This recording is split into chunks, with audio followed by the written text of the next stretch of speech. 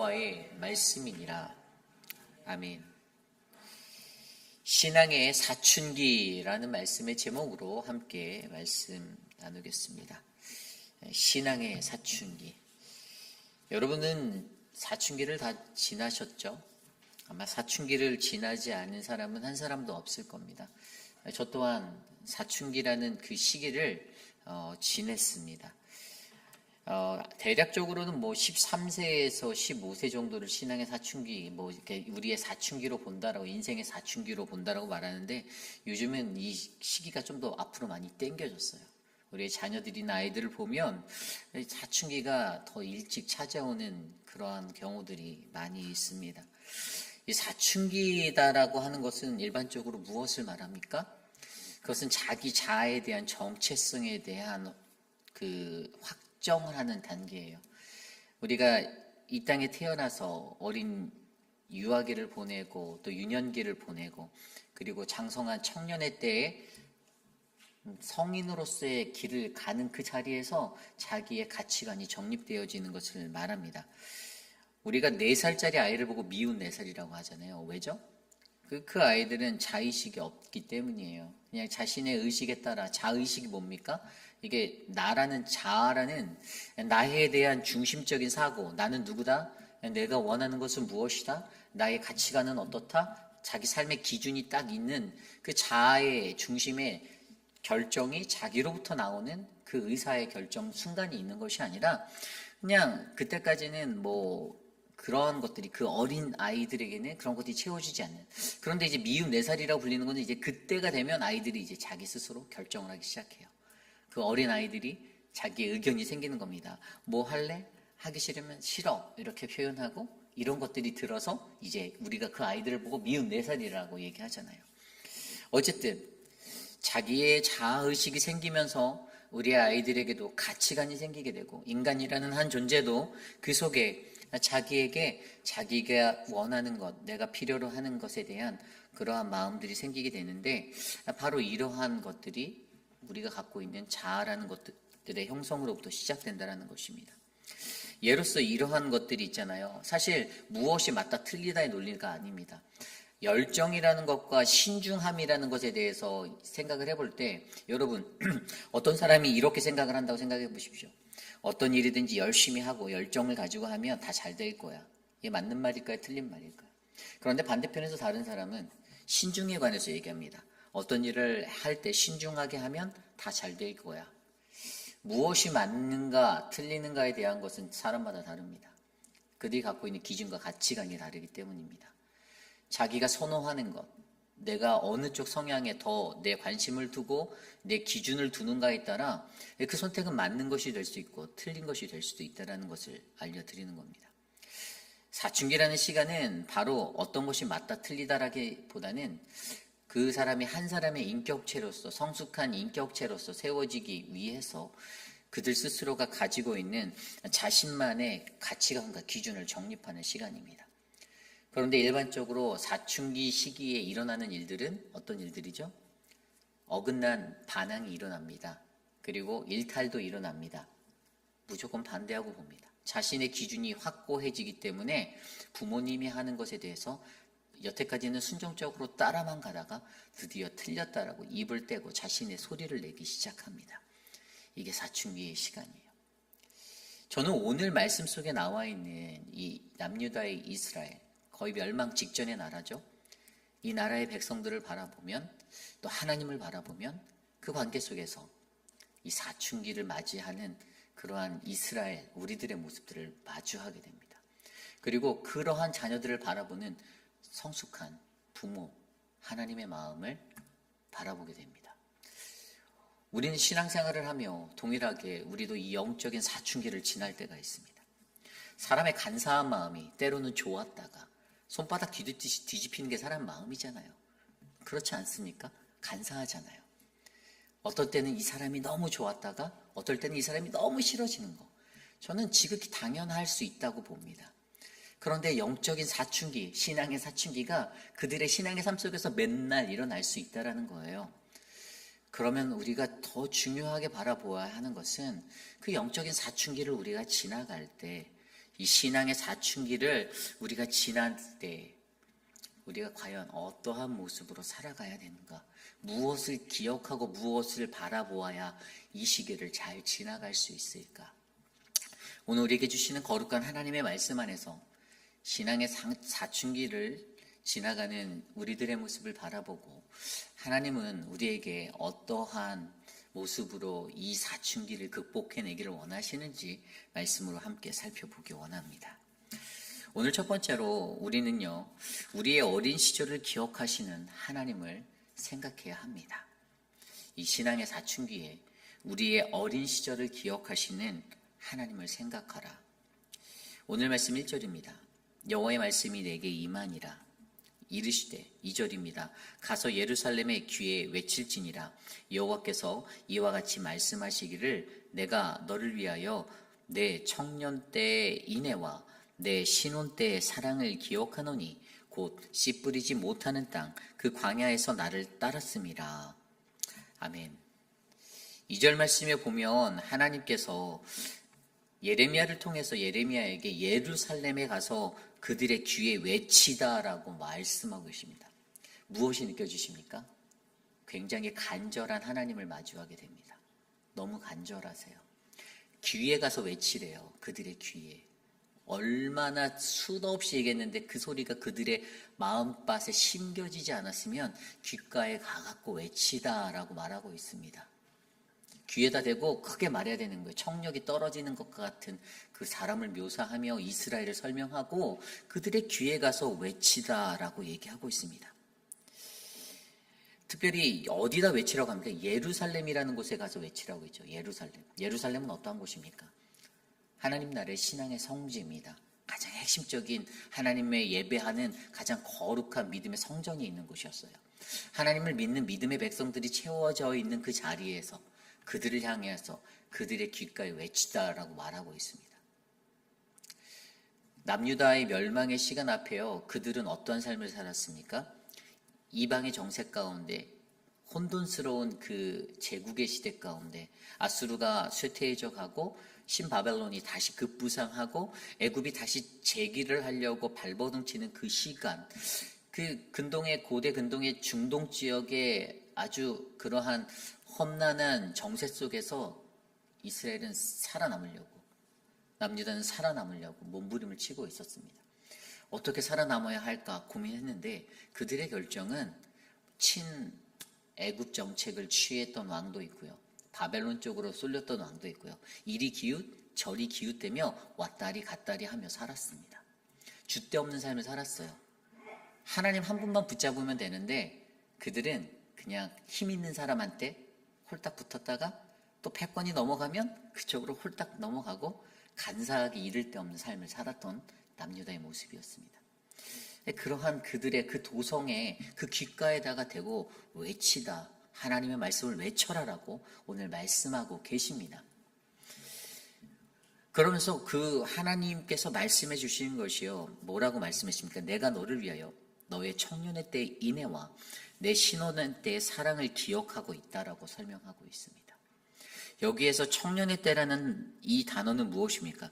이 청년의 때라는 것이요, 아주 어린 시절을 나타내는 단어가 아니에요. 히브리어 원어를 보면 이 단어는요, 그냥 무언가 부족하고 아직 잘 채워지지 않은 경험이 부족한 그런 젊은이들을 얘기하는 단어입니다. 그렇기 때문에 그들의 그러한 때, 이스라엘의 청년의 때, 아직도 미숙하고 무언가 장성한 것 같은, 피지컬리는 장성한 것 같아 보이지만 무언가 성숙치 못한, 아직도 많이 부족한 그러한 그들의 시간에, 신혼의 때라는 것은 무엇입니까? 하나님께서 그들을 보호하시고 인도하시고 그들을 출애굽시키셔서 광야의 시간을 거닐게 하셨던 그 시간들을 얘기하시며 바로 그 뒤에 광야에서 나를 따랐던 너희들을 내가 기억하고 있다라고 설명해 주고 있습니다. 이스라엘은요, 오래전부터 하나님께 그 헌신하기로 작정된 그러한 민족 아니었습니까? 선택받고. 그리고 그들은요, 하나님의 신부처럼 예비되어진 하나님의 그 사랑 안에 거하였던 신부와도 같은 자들이었습니다. 그리고 광야에서 하나님을 따라 나아갈 수 있는 그 순종의 삶을 드렸던 민족이었습니다. 그런데 그러한 민족들을 오늘 하나님이 기억하신다라고 말씀하시며 하나님이 너희가 내게 했던 헌신과 결단 그리고 너희가 내게 부어왔던 사랑, 나와 약속했던 사랑의 언약들 그리고 너희가 나에게 순종하기로 했던 것들을 내가 기억한다라고 상기시켜주고 있는 것입니다. 하나님과 그들 안에 채워져 있는 그 언약의 사랑의 관계를 다시 한번 기억하게 하며 너희들이 내게 얼마나 소중한지를 말해주고 있다는 것입니다. 여전히 자신의 살 길을 위해서 몸부림치고 있는 자신의 잔머리를 쓰고 그냥 머리를 팽팽 굴려가며 살아가고 있던 유다 족속에게 하나님의 말씀은 여전히 나는 너희가 어렸을 때부터 내가 아주 어렸을 때부터 내가 너를 지켜보았고 여전히 너는 내 사랑이고 내 사랑의 언약 가운데 거하였던 민족임을 기억해 달라라고 말하고 있는 것입니다. 그러면서 3절에 뭐라고 말합니까? 이스라엘은 여호와를 위한 성물 곧 그의 소산 중 첫 열매라고 말하고 계십니다. 여기서 성물은 무엇입니까? 성물은 거룩한 목적으로 쓰임받게 되는 그러한 존재예요. 이스라엘 백성이 하나님께는 그러한 존재라는 것입니다. 하나님이 강조합니다. 너희들은 나의 성물이야. 그 정도로 귀하다라고 얘기하는 것입니다. 그리고 첫 열매다라고 말합니다. 첫 열매, 이게 얼마나 귀한 것입니까? 이 하나님의 첫 열매가 된 민족인데, 그런데 그들이 그것들을 까먹고 살아가는 거예요. 잊어버리고 살아가는 겁니다. 그냥 자신의 마음대로 자신의 살 길을 위해서 그러고 발버둥치고 살아가고 있는 것입니다. 그래서 그를 삼키는 자는 모두 벌을 받아 재앙이 그들에게 닥칠 것이다라고 말씀해 주고 계십니다. 오늘 1절부터 3절까지의 말씀은요, 결국에 하나님께서 어떻게 해요? 이스라엘의 어린 시절부터 그들을 지켜보시고 너희들이 이러한 시간에도 나는 여전히 너희를 사랑했고 나는 너희와 함께 했고 너희는 여전히 나에게 사랑스러운 존재이다. 그리고 너희를 공격하고 너희를 대적하는 자는 다 내가 멸하고 내가 너희를 보호하여 줄 거라는 그 하나님의 인도하심과 보호하심까지 말씀하시며 나는 여전히 너희를 기억하고 있어. 이것을 이스라엘에게 강조해 주고 있습니다. 남유다의 백성들이 들어야 할 메시지는 여전히 하나님의 사랑이 그들을 향하여서 부어지고 있다는 것이었어요. 아무리 오늘 내 삶에서 내가 살아남기 위해서 발버둥을 친다고 하더라도 여러분, 인간이란 존재가 어떻습니까? 인간이 모여서 사는 공동체 안에서는요, 사람이 선해 보이다가도요, 극한 상황에 놓이면 자기가 살기 위해서 다른 사람을 짓밟는 본능적인 발걸음들, 그 움직임이 인간에게는 있습니다. 사람들이 그래요. 누군가의 마찰이 있을 때 그 사람을 험담하고 깎아내리서라도 내가 다른 사람인 것처럼 살아남아야 되는 게 인간의 모습이라는 거예요. 인간들이 그래요. 그런데 이 남유다의 사람들이 지극히 그런 삶을 살았거든요. 북이스라엘이 멸망한 것을, 아수르에 멸망한 것을 눈으로 보았습니다. 나라가 멸망하는구나. 패망할 수 있겠구나. 우리도 멸망할지도 모르겠다. 어떻게 해야 살아남을까? 바벨론에 붙을까? 애굽으로 발걸음을 향해 볼까? 어떻게 해야 하지?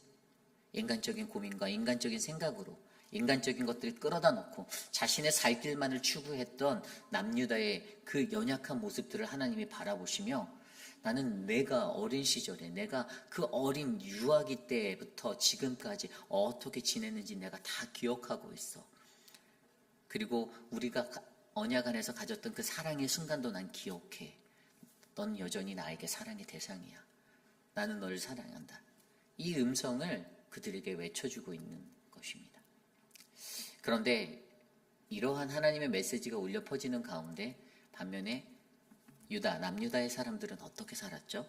오늘 말씀 4절 이후의 말씀이 그것을 말하고 있습니다. 4절부터 13절까지의 내용에 이러한 내용들이 나와요. 4절입니다.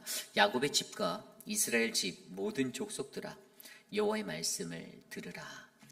4절에서 눈에 들어오는 것은 야곱의 집을 언급하고 있다는 것입니다. 고민해 보았어요. 왜 야곱의 집일까? 저는 이 4절부터 13절까지 나와 있는 내용을 가지고 그냥 반항하는 나를 기억하라라는 주제를 세웠거든요. 어떻게 그들이 반항하고 살았을까? 그러면서 첫 번째로 4절에 가장 먼저 야곱의 집을 이야기하여, 아니 아브라함도 있고 이삭도 있는데 왜 하필 아브라함과 이삭이 아닌 야곱을 말하지? 라는 생각이 제게 들었습니다.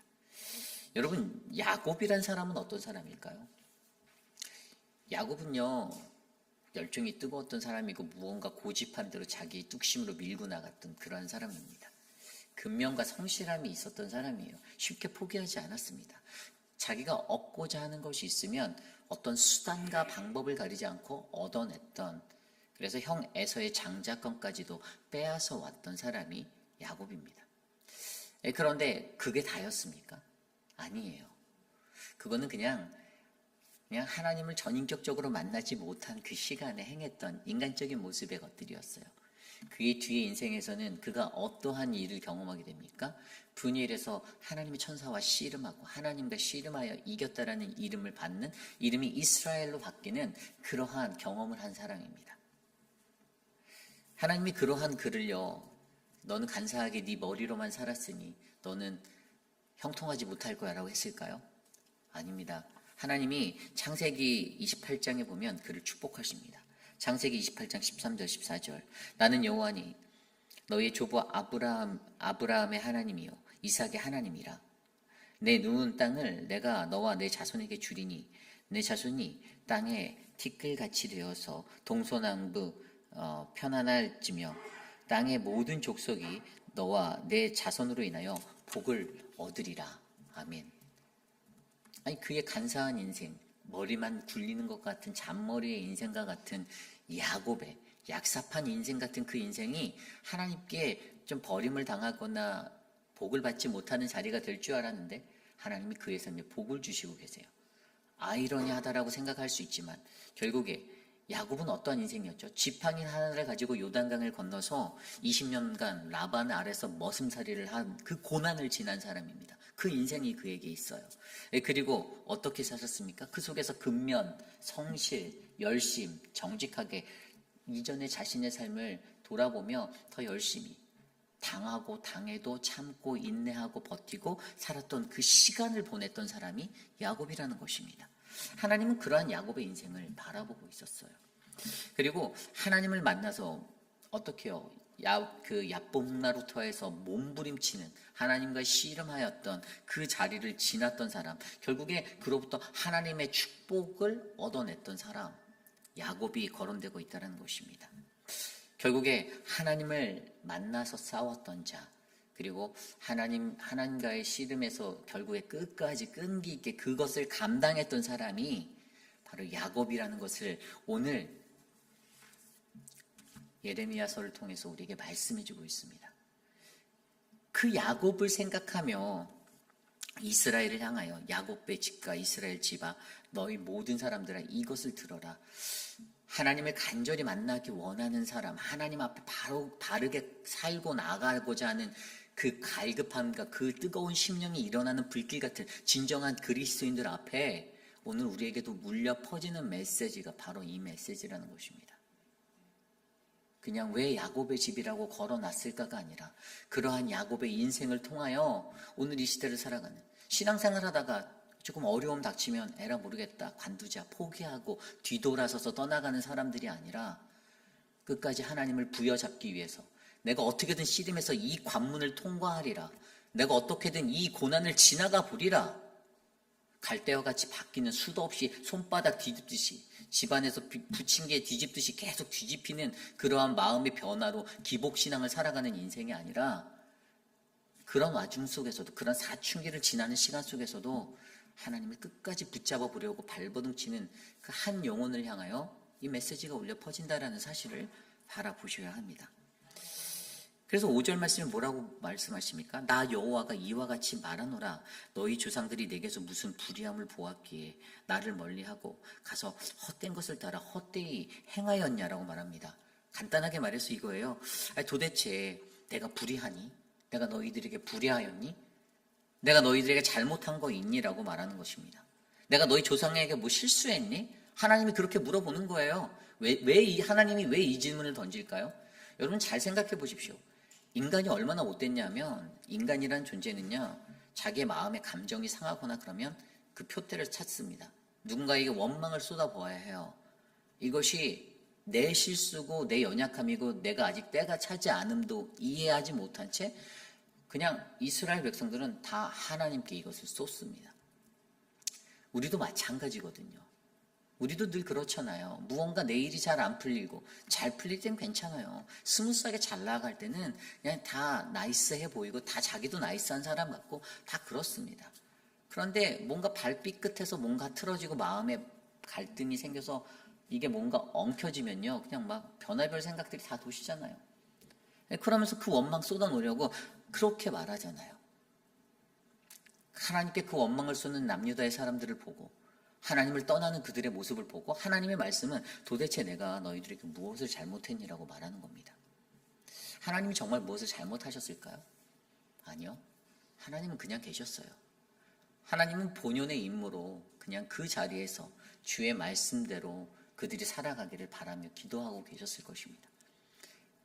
그런데 인간의 어리석음은 그냥 자신의 그 모습 안에서 그 마음에 상한 것으로 인하여서 오히려 하나님께 그렇게 대적하고 오히려 6절 말씀에 뭐라고 나옵니까? 그들이 우리를 애굽 땅에서 인도하여 내시고 광야 곧 사막과 구덩이 땅 건조하고 사망의 그늘진 땅 사람이 그곳으로 다니지 아니하고 그곳에 사람이 거주하지 아니하는 땅을 우리가 통과하게 하시던 여호와께서 어디 계시냐 하고 말하지 아니하였냐. 도대체 하나님이 어디 있니? 라고 말했다라는 겁니다. 여호와가 어디 있니? 하나님의 언약 안에서 놓여졌던 첫사랑을 경험한 언약의 민족이었는데 그들의 상황이 급해지고 어려워지고 힘겨워질 때 도대체 하나님이 어디 있냐라고 말하고 살아가는 남유다의 백성들의 모습을 보여주고 있습니다. 그러면서 하나님이 이렇게 말씀하시죠. 7절입니다. 내가 너희를 기름진 땅에 인도하여 그것의 열매와 그것의 아름다운 것을 먹게 하였거늘 너희가 이리로 들어와서는 내 땅을 더럽히고 내 기업을 역겨운 것으로 만들었다라고 말합니다. 야, 너희가 나한테는 이러한 자손이었고 이러한 백성이었는데 너희들이 세상적인 것에 찌들어서 너희들의 개인적인 그 모습으로 말미암아 하나님의 성전을 하나님의 터전을 교회를 어지럽히고 있다라고 말해주는 것입니다. 8절 말씀입니다. 제사장들은 여호와께서 어디 계시냐 말하지 아니하였으며 율법을 다루는 자들은 나를 알지 못하고 관리들도 나에게 반역하며 선지자들은 바알의 이름으로 예언하고 무익한 것들을 따랐다. 지도자들이 교회의 리더십들이 어느 정도 중직을 가진 사람들이 공동체의 그런 리더십에 있는 사람들이 이러한 모습들로 살았다는 것입니다. 그리고 결국에 이 모습들이 어디로 이어졌습니까? 우상숭배로 이어졌죠.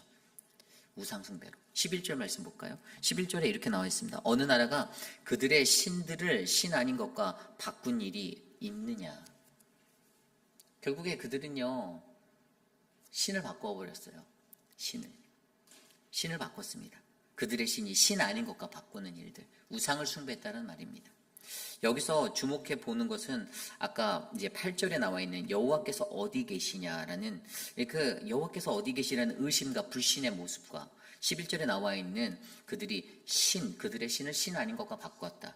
이 두 가지가 결국 그들의 죄악인데 결국에 이 모습은 우상숭배의 모습이잖아요. 우상숭배의 모습. 그러면서 그들이 가졌던 두 가지의 죄의 모습을 13절에 말해주고 있습니다.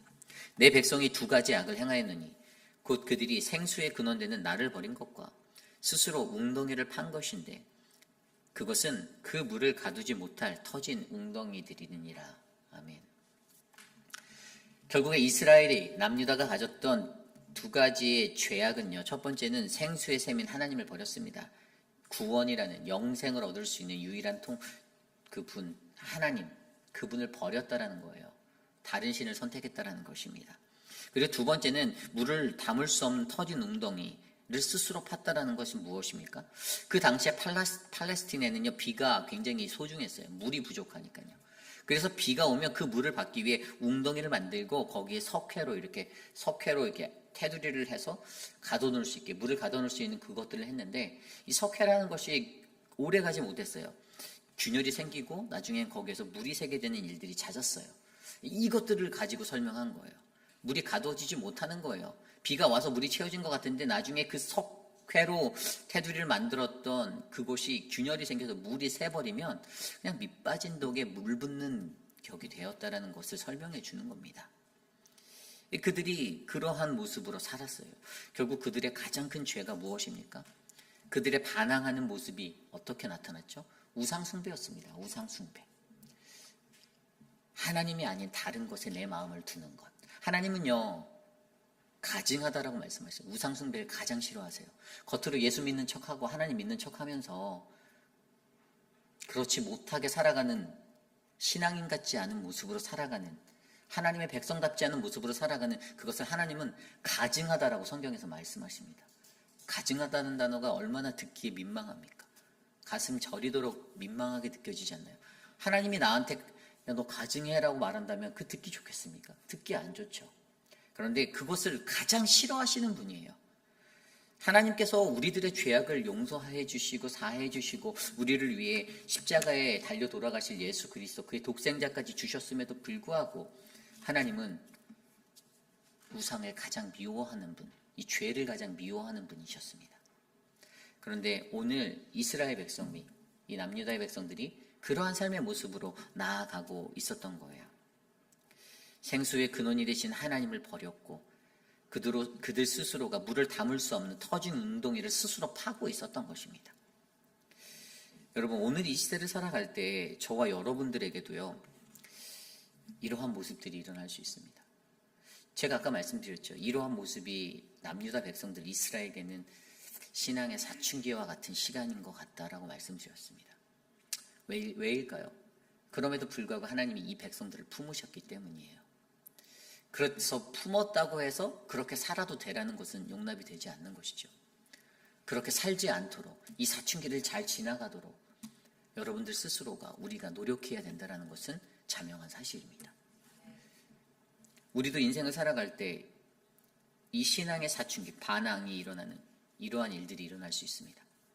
목회자를 향하여, 지도자들을 향하여, 하나님을 향하여 대적하고 반항하며, 저는 이것을 간단하게 영적 무너짐이다라고 표현합니다. 영적으로 깨어있지 못한 거예요. 혼미한 겁니다. 영적인 무너짐입니다. 아무리 신앙생활을 오래 했어도 만약에 우리가 이런 사춘기 가운데 흔들려서 하나님을 떠나고 우상을 향하고 하나님을 대적하고 그렇게 살아가고 있다라면 저는 그것은 영적 혼미함이고 영적 무너짐의 사람이다라고 말합니다.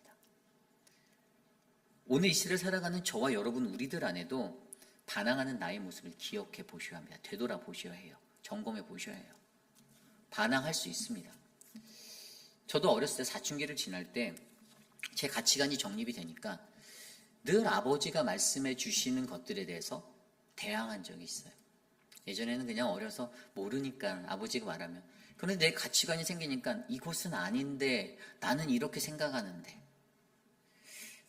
저희 아버지는 한나라당의 아주 그냥 골수 팬이었거든요. 막 그런 얘기만 하면 저는 싫은 거예요. 제 의견을 섞었어요. 이 가치관이라는 것은요, 아까 처음에 설명드린 자기의 기준이 되어 있는 기준점이잖아요. 내 인생의 기준점이라고요. 내 자아가 정립된 기준점이라고요. 저의 가치관이 다르고 여러분의 가치관이 다를 줄 믿습니다. 그런데 더 중요한 거는 인간적인 가치관을 뛰어넘는 하나님의 백성에게는 그리스도인의 가치관이라는 그 정신이 담겨 있다는 거예요. 그게 뭐죠? 예수 그리스도 아닙니까? 제가 믿는 예수가 여러분들이 믿는 예수 그리스도와 다릅니까? 같은 하나님이고 같은 그리스도인데 왜 우리들의 기준들이 다 달라서 우리들은 이 사춘기의 시간을 보내고 그때마다 서로 다르게 좌충우돌 넘어지고 이리 쿵 저리 쿵 그러고 살아가고 있을까요? 왜 그럴까요? 나의 연약함입니다. 다른 게 없어요. 내가 이 사춘기의 시간을 보내며 물론 그때 일어나는 수많은 일탈 행동들 일어날 수 있습니다. 저도 인정합니다. 신앙인으로 살아갈 때 여러분들도 일탈 행동 보이실 수 있어요. 우리가 불완전하기 때문에 충분히 가능합니다. 그런데 더 중요한 것은 그 시간을 겪은 만큼, 그 혼란의 시간을 겪은 만큼 더 성숙해지셔야죠. 더 성숙한 그리스도인의 삶으로 가셔야죠. 어떻게 더 나락으로 가면 안 되지 않겠습니까?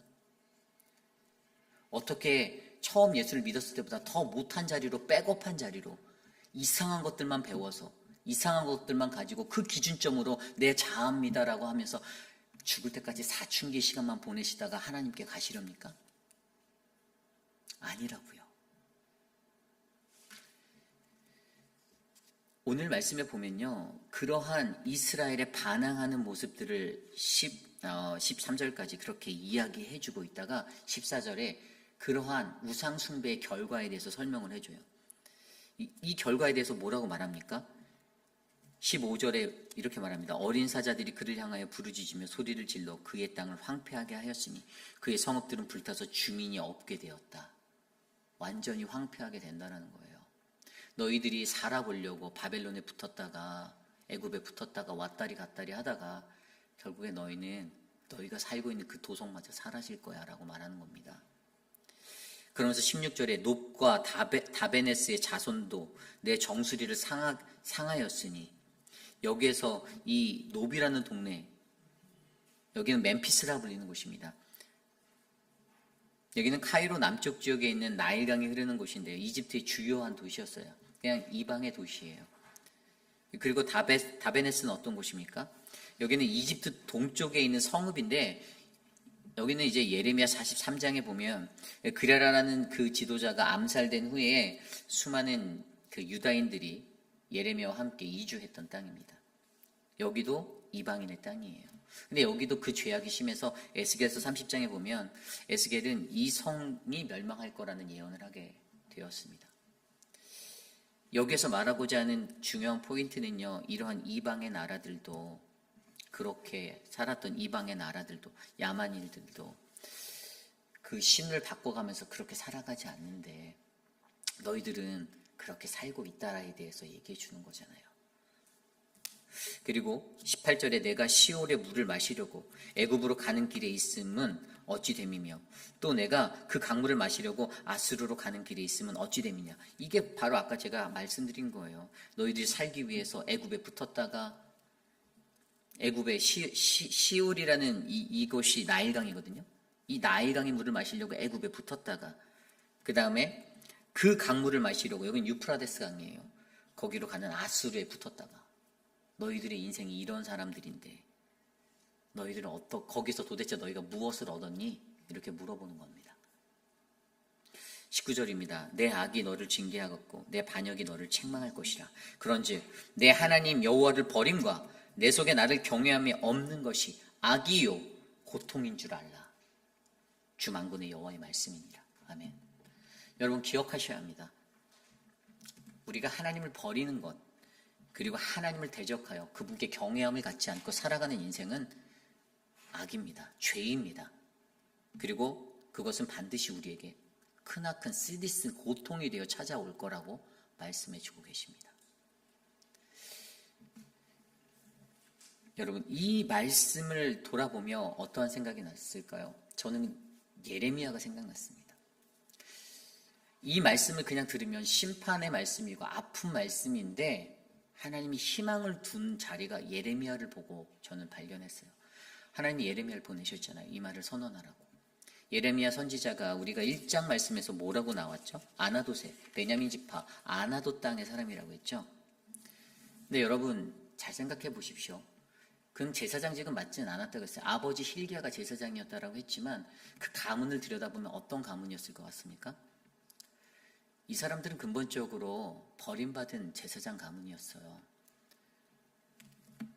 이 사람들이요, 옛날에 다윗 왕이 죽고 나서 사후에 솔로몬으로 왕권이 인양될 때, 그때 아도나이라는 사람이 반역을 해서 자기가 그 왕권을 차지하려고 했어요.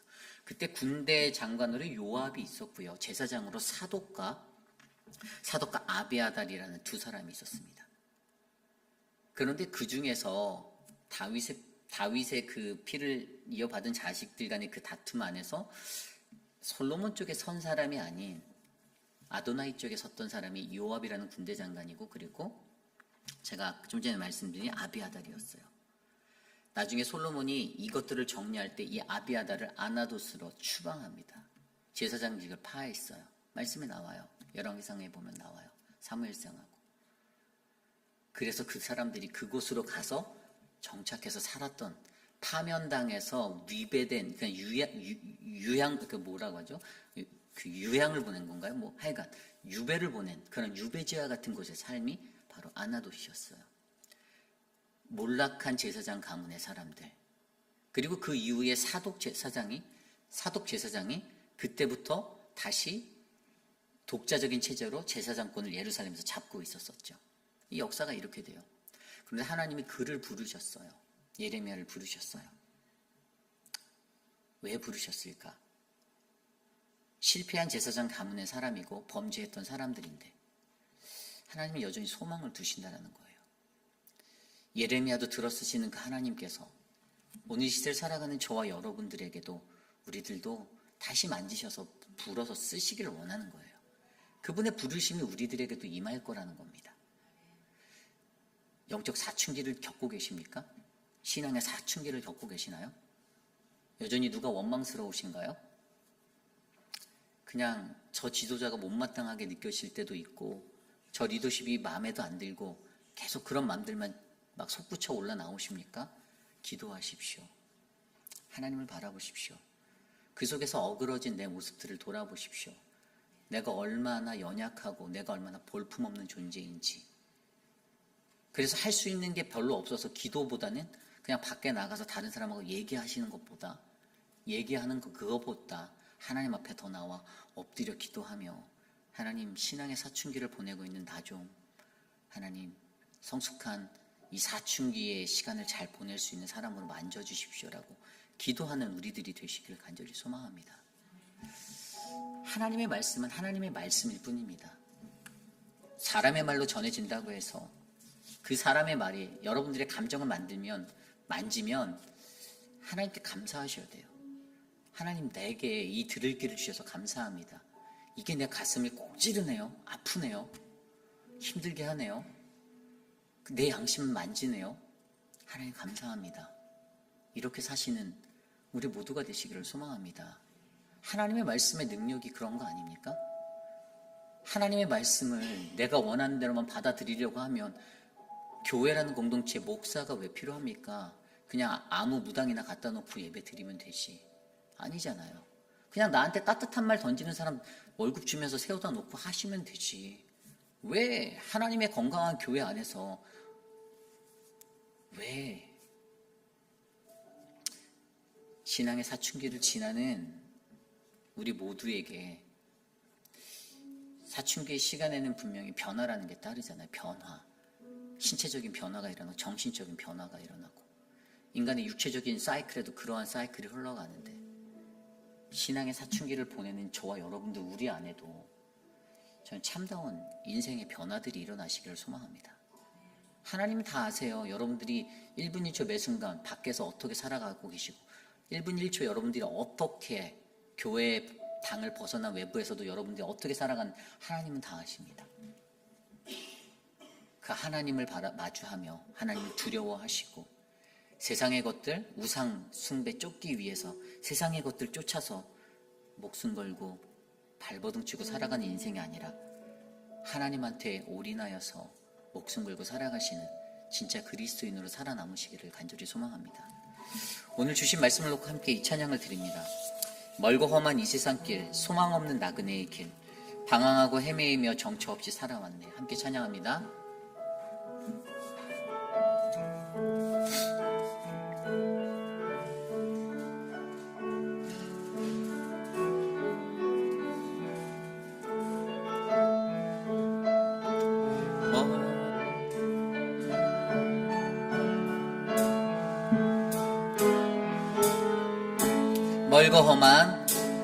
멀고 험한 이 세상 길 소망 없는 나그네의 길 방황하고 헤매이며 정처 없이 살아왔네. 의지할 것 없는 이 몸 위로받고 살고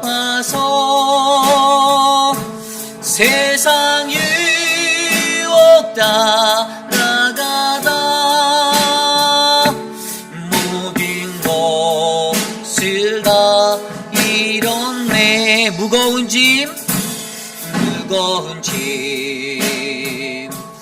등에 지고 쉴 곳 없어 애처로운 몸 쓰러지고 넘어져도 위로와 내겐 없었네. 세상에서 버림받고 귀한 세월 방황하다 아버지를 만났을 때 죄인임을 깨달았네. 눈물로써 회개하고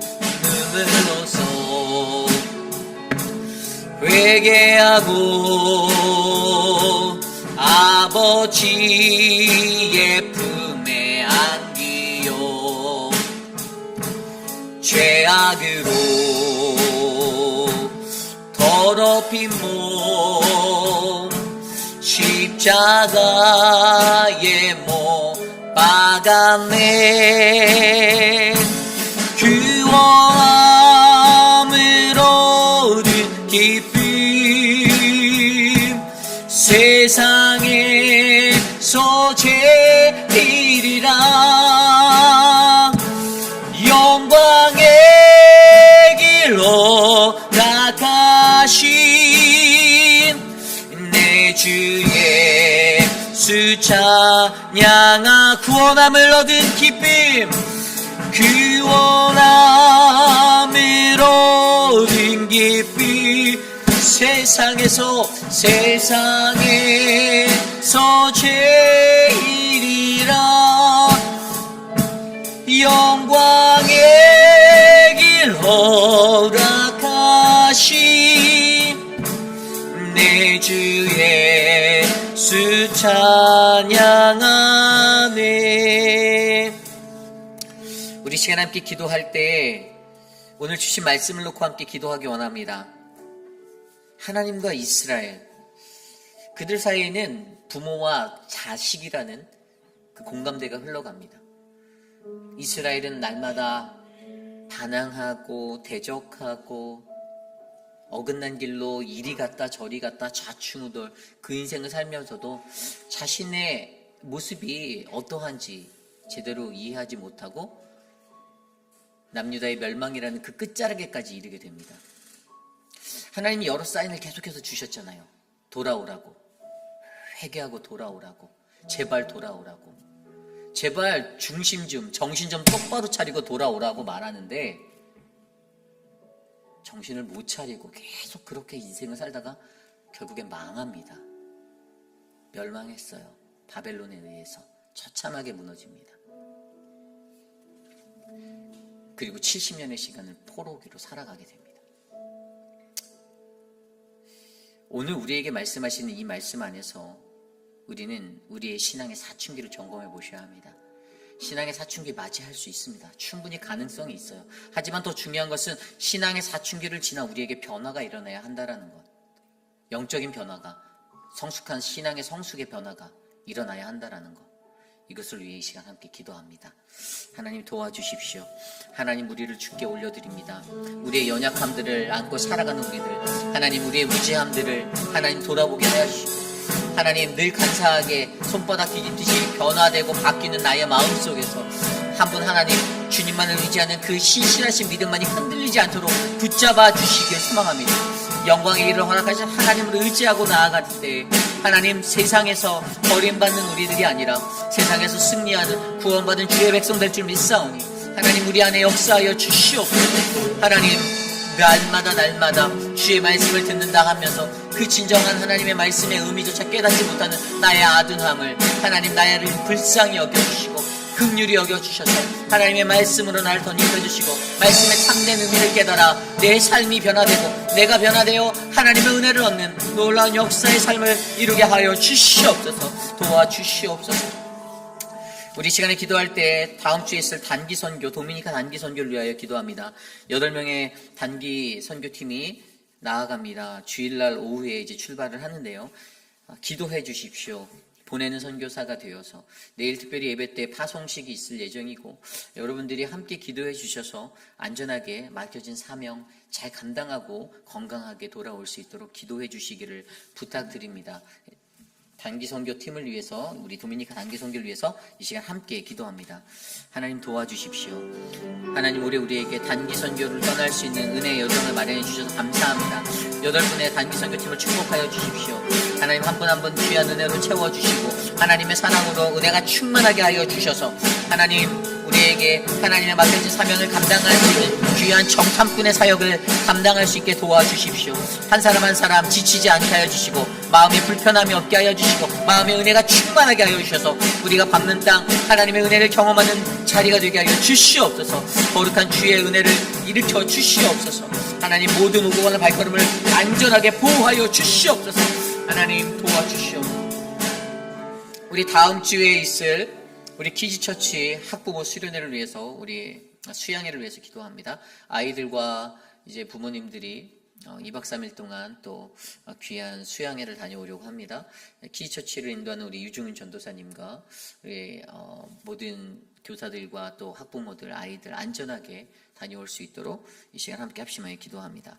하나님 도와주십시오. 우리에게 은혜가 충만하게 하여 주셔서 키즈처치의 모든 사역을 하나님이 은혜로 채워주시고 하나님, 이 기나긴 방학의 시간 동안에 좀 더 유익하고 아름다운 교제의 시간, 충만한 하나님과의 소통함이 있는 교제의 시간 될 수 있도록 은혜를 베풀어 주시기를 소망합니다.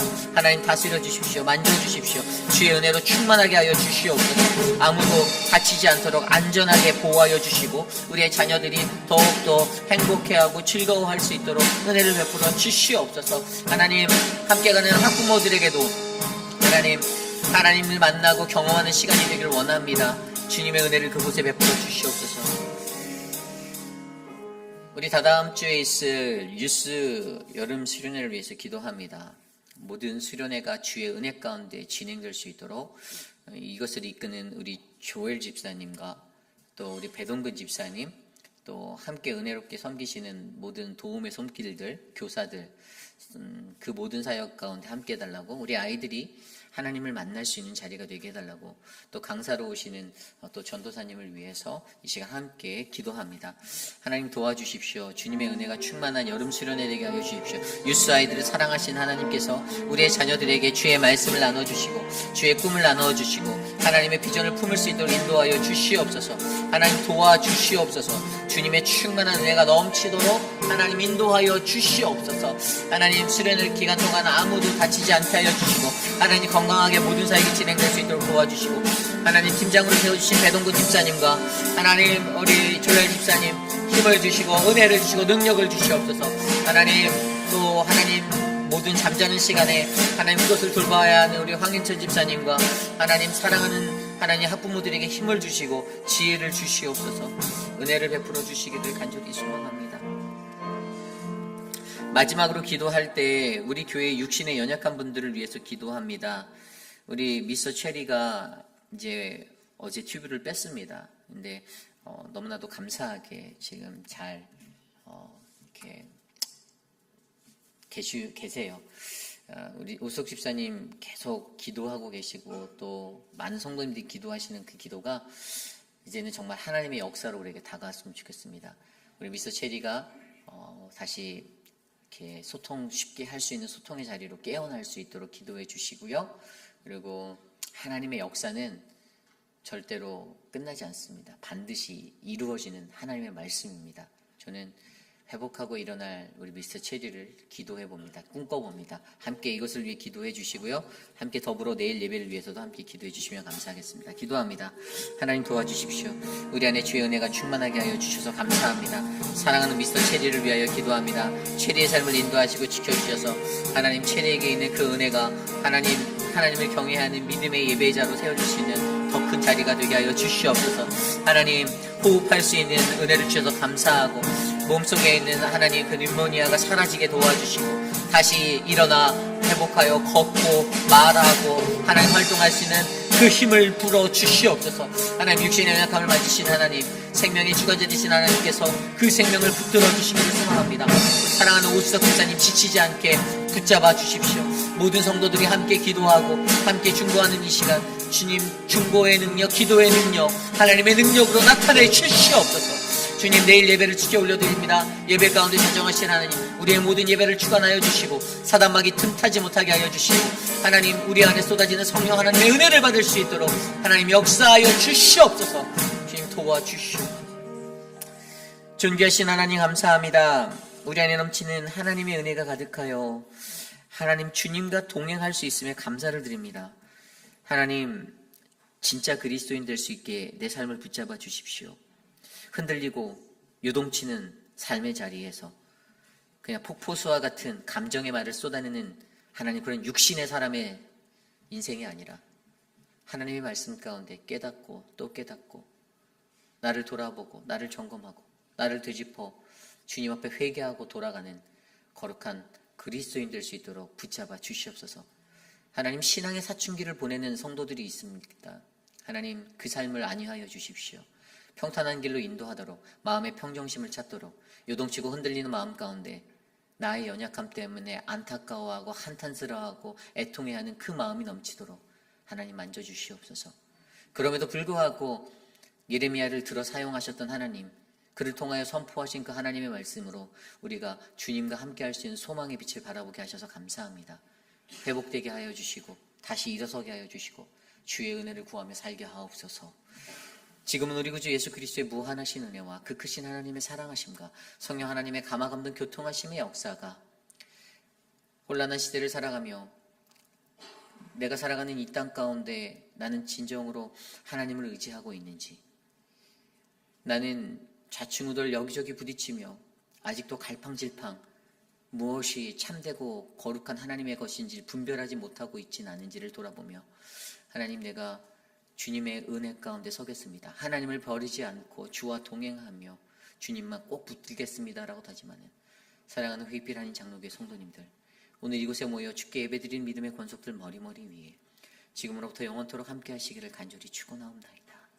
아멘.